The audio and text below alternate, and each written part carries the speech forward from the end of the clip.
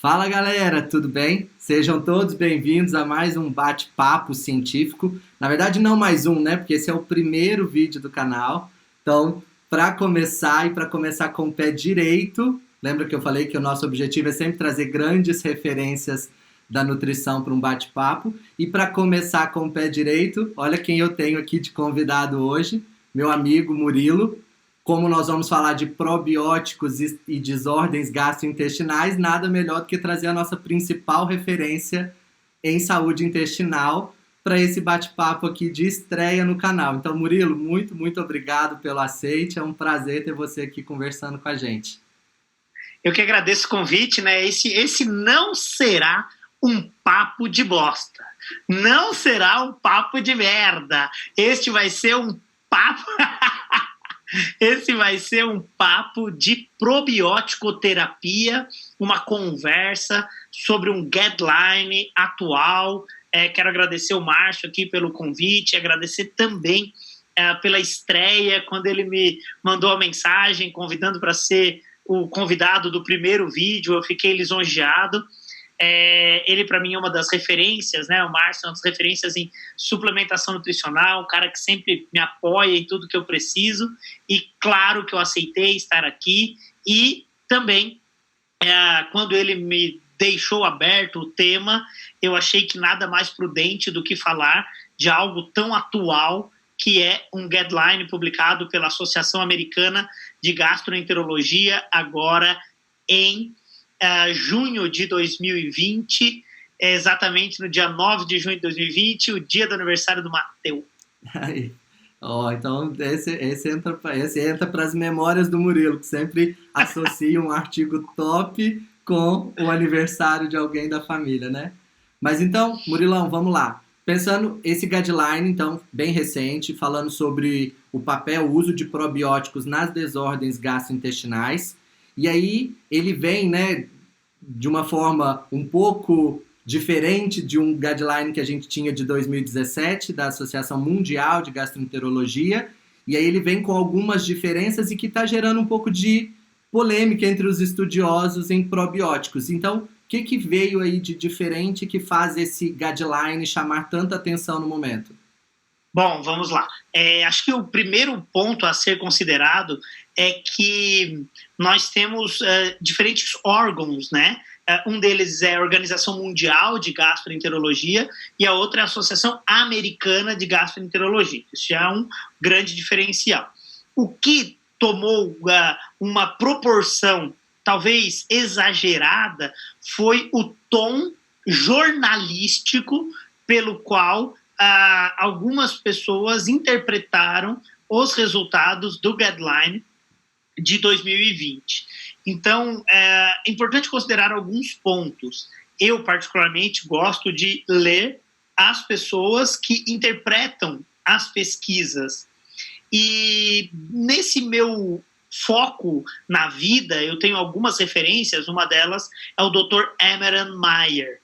E o Dr. Emerald Meyer, no seu site, também fez um posicionamento dele perante o guideline. Então, o que eu vou falar aqui não é o que o Murilo acha. O que eu vou falar aqui é o que o Murilo leu, interpretou em jornais com caráter sensacionalista e no site do Dr. Emerald Meyer, com um pouco mais critério científico e, claro, as minhas convicções a partir de 2 documentos que regem a probiótico-terapia. E aí vamos lá. Em 2017, a Organização Mundial ela tinha um posicionamento que provavelmente deve ser atualizado em 2020, mas ainda não saiu esse posicionamento da Organização Mundial. A AGA, em 9 de junho de 2020, então, lança o guideline da Associação Americana. E o que tem de contraponto entre os dois? Primeiro, são posicionamentos para a utilização de probióticos em gastroenterologia. Esse é o primeiro ponto a ser considerado. Ambos os posicionamentos tratam de aplicabilidade em gastroenterologia. Eu já faço a minha primeira analogia aqui. Quando a gente pensa em intestino, A gente não pode acreditar que o intestino é Las Vegas. Porque o que acontece em Vegas, fica em Vegas. Mas o que acontece no intestino, não fica no intestino. O que acontece no intestino vai acometer o nosso organismo como um todo. Então, corroborando com o posicionamento do Dr. Emerald Meyer de que o que acontece no intestino pode influenciar até mesmo no comportamento, não dá para considerar somente a aplicabilidade de probióticos em transtornos do trato gastrointestinal. Então, tudo que nós vamos conversar aqui não desmerece a aplicabilidade terapêutica com probióticos para desordens metabólicas, comportamentais ou hepáticas. Nós vamos agora falar de posicionamento intestinal. E nesse posicionamento intestinal, 3 pontos são relevantes. O primeiro, são estudos randomizados controlados, onde a única variável no processo é usar ou não probiótico, interprobiótico ou placebo, independente de outros fatores, como dieta, estilo de vida, grau de comorbidade do paciente. E aí, em um grupo populacional que não é heterogêneo e é extremamente homogêneo, que é recém-nascido prematuro, há um posicionamento clássico e que ratifica a informação de 2017, agora em 2020, então, o posicionamento é em prematuros, mesmo que seja baixo peso, é recomendado o uso de probióticos para diminuir enterocolite necrosante e mortalidade nestes recém-nascidos e baixo peso, mesmo baixo peso. Então, não necessariamente tem que ser baixo peso. Só pelo fato de ser recém-nascido, já vale a pena. Então, isso ratifica e talvez fortaleça os colegas que estão nos assistindo para levar essa discussão para a sua prática, principalmente aqueles que atuam em UTIs neonatais ou em maternidades, para que nós possamos ter uma amplitude de atuação do profissional, do nutricionista propriamente dito, até porque é um produto de prescrição nutricional e que vai diminuir mortalidade em crianças. Um outro posicionamento interessante... E só lembrando, né, Murilo, é bom só relembrar, quando está falando de um guideline, é importante só entender que ele normalmente baseia as condutas, mas sempre em graus de evidência científica. Então, quando você fala é para usar, é porque é com alto grau de evidência. Então, esse é extremamente já bem comprovado e descrito na literatura, não é mesmo? Exatamente. E nesse quesito do prematuro, em 2017, nós já tínhamos alto nível de evidência, baseado em pelo menos 25 estudos randomizados, controlados, duplo cego. Então, assim, já eram estudos muito fortes. Inclusive, havia já a citação de uma meta-análise de 2017, com 25 estudos randomizados controlados, com um total de 7.345 crianças avaliadas. Então, assim, é algo bastante consistente, né? O Márcio fez uma cara feia, porque eu lembrei o número do estudo. Mas é porque é a minha forma, né? A minha forma de memorizar e de viver a vida. E aí, então, essa diretriz, então, traz essa informação. Outro ponto a ser considerado bem interessante é que nos últimos 2 anos houve um conflito de informações baseados em novas percepções do microbioma. Então, com os estudos de análise do microbioma pelas fezes, uma terminologia ganhou destaque, que chama diversidade microbiana. E esse parece ser um fator protetor para doenças de maneira geral. Quanto maior a diversidade microbiana, melhor.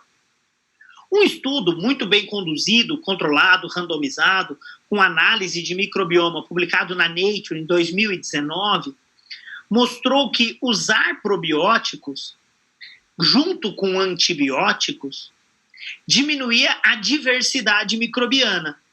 E aqueles autores lançaram um ponto de preocupação, mas não havia um posicionamento. No entanto, em 2017, tem uma meta-análise que avalia a aplicabilidade do uso de probióticos para diminuir diarreia associada à antibiótico-terapia.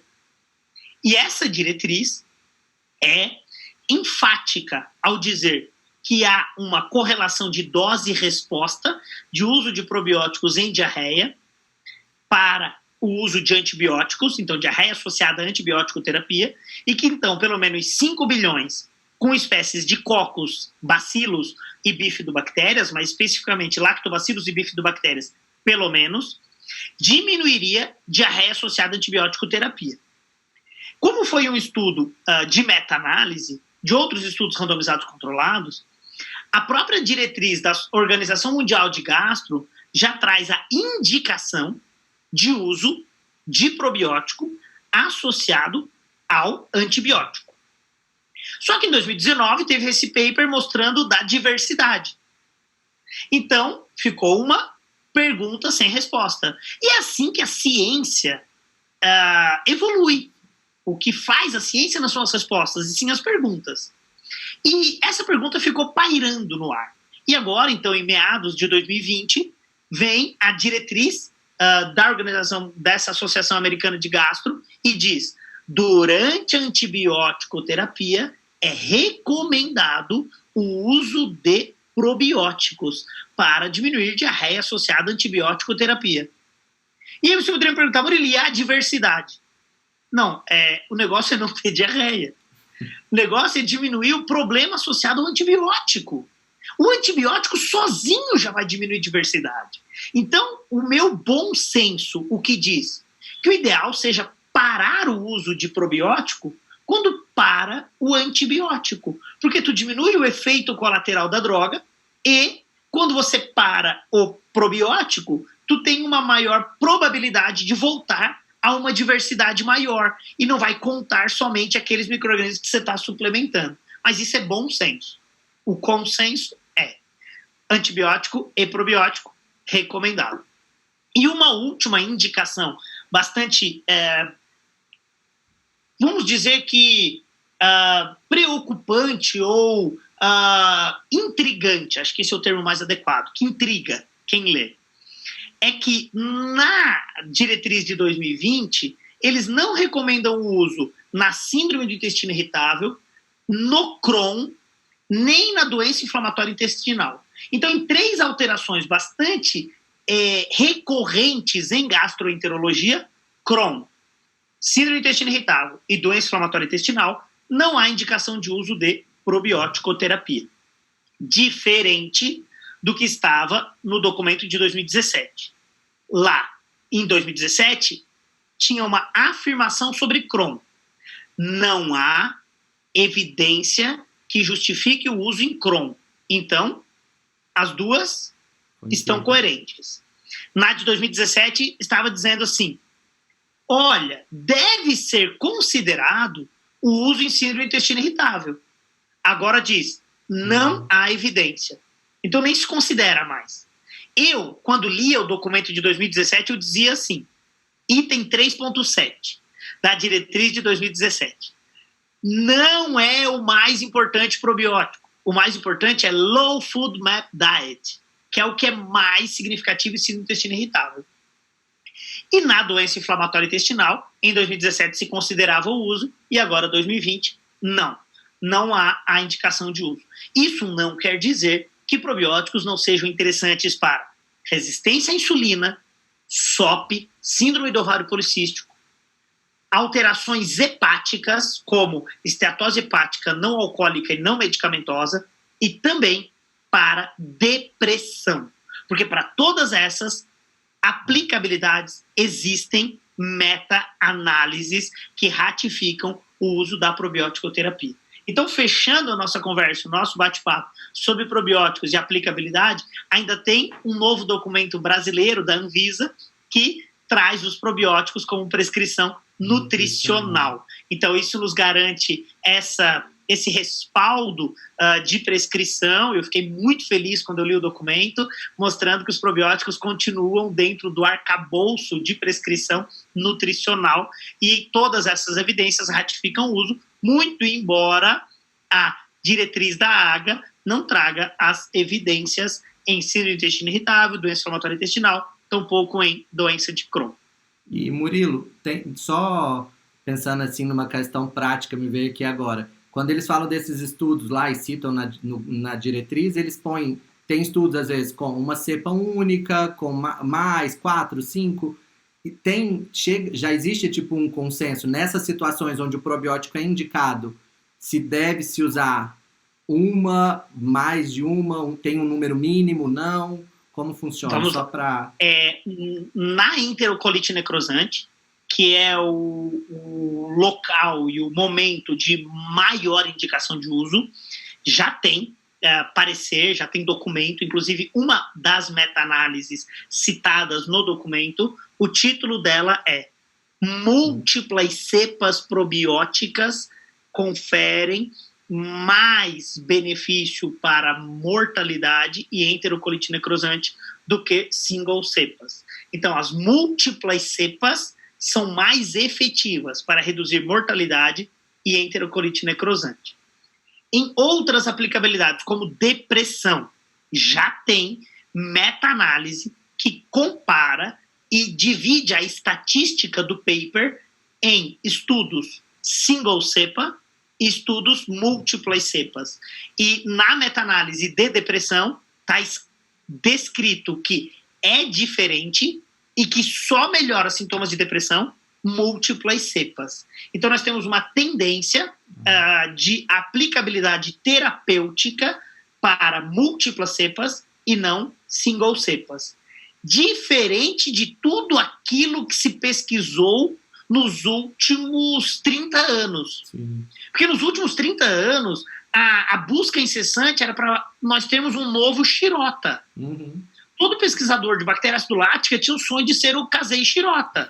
E de descobrir o Kasei Shirota, que é uma cepa top ultra das galáxias, ou o Lactobacillus reuteri, ou o Gasseri, a TCC 2335. Então, assim, o sonho era descobrir uma cepa top ultra das galáxias. E essas cepas, para ser confirmadas probióticas, têm que ter estudos randomizados controlados. E elas têm os estudos randomizados controlados. Mas quando você compila o acumulado de estudos randomizados controlados, você consegue ter uma opinião diferente ou num outro espectro da verdade. Não quer dizer que as informações anteriores não são verdadeiras, mas o espectro da verdade é que muda, e aí você já consegue comparar isso. Então, hoje, o nível de evidência permite comparar single cepas com múltiplas cepas, e pelo menos para essas duas aplicabilidades, depressão e enterocolite necrosante, já tem evidência. Na utilização em diarreia associada à antibiótico-terapia, nós temos inúmeros estudos com uma levedura chamada de Saccharomyces boulardii, que é conhecido comercialmente como Floratil. E ele apresenta resultado benéfico, sim. Então fica difícil comparar os múltiplas cepas com uma single cepa. Agora, quando você exclui da elegibilidade dos estudos levedura, porque ele é uma levedura, e aí você só tem lactobacilos e bifidobactérias, aí sim os estudos com pelo menos duas cepas, com lactobacilos e bifidobactérias, apresentam mais vantagens do que single cepa. Só que isso só é significativo quando tu exclui levedura da interpretação. Porque levedura também pode ser probiótica. Nossa. Porque probiótica é micro-organismo vivo, que quando administrado em quantidade adequada, confere benefício à saúde do hospedeiro. Sim. Então, nessa interpretação científica, técnica, que é um detalhe bem técnico que você perguntou, os estudos em diarreia associada à antibiótico-terapia só apresentam diferença significativa quando se exclui levedura. Senão, não há diferença significativa, porque o Saccharomyces é como se fosse uma rolha. E aí não caga de jeito nenhum. Nossa, é muito legal, né? E olha, eu acho que ainda vamos ver mais polêmicas ainda com relação a essa diretriz, né? Então, de autores defendendo o seu lado, alguns defendendo o uso naquelas situações onde a diretriz fala que não, mas é legal a gente ter a opinião de uma pessoa que estuda isso diariamente, né? Que é referência nesse tema. Então, Murilo, queria muito, muito agradecer sua participação aqui no canal. Tenho certeza que estreou com o pé direito com a sua participação. Agradecer o Murilo sempre é um dos caras que mais me deu oportunidade, sempre confiou muito no meu trabalho. Então, sabe que, além de amigo, sou fã. Então, muito, muito obrigado pela sua presença aqui com a gente hoje, beleza? Eu que agradeço, né? Agradeço o convite, agradeço pela oportunidade também de chegar ao seu público, né? Que é um público que com certeza busca essa confiança, essa segurança nas informações, e fico lisonjeado por ser o primeiro aqui no canal, e quero que, com certeza, os colegas que venham aqui nos próximos episódios, digamos assim, possam dar continuidade a toda essa aplicabilidade, e me coloco à disposição também para que, se tiver interesse no próximo momento, deixem os seus comentários, coloquem suas angústias, e que, se for de interesse de todos, faremos N outros momentos aqui, até porque compartilhando aquilo que a gente estuda, que nós melhoramos a vida de alguém. E só compartilhando que a gente consegue fortalecer aquilo que a gente sabe. Então, quando a gente oferece para o outro, sem conflito de interesse, alguma informação de qualidade, com certeza o universo conspira e algo de bom acontece para a gente. Eu vi uma pequena história nesse momento de quarentena que me sensibilizou muito, que foi um produtor de milho ter a lavoura premiada nos 3 últimos anos na região que ele plantava. E aí perguntaram para ele qual era o segredo de ele ter um milho tão bom. E ele falou que ele pegava as melhores sementes da lavoura do ano anterior e ele oferecia para todos os vizinhos dele. E aí perguntaram, ué, mas tu tá louco? Como é que tu ofereceu a tua melhor semente para o teu vizinho?